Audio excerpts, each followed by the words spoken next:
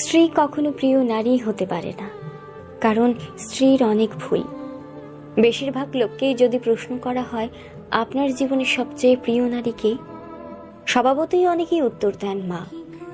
কেউ বলেন মেয়ে, কেউ বলেন বোন, কেউ বা বলেন নানি, কারণ সে তাকে কোলে পিঠে করে মানুষ করেছে।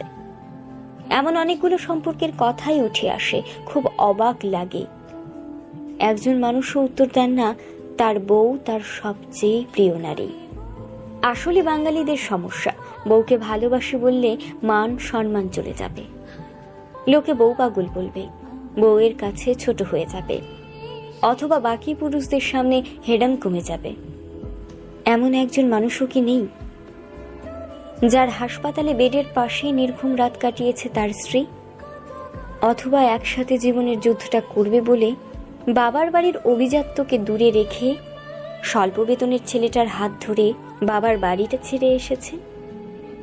শ্বশুর বাড়ির ঝাল তরকারি ভাত খেতে না পেরেও ফোনে বাবার বাড়িতে জানিয়েছে অনেক ভালো আছে।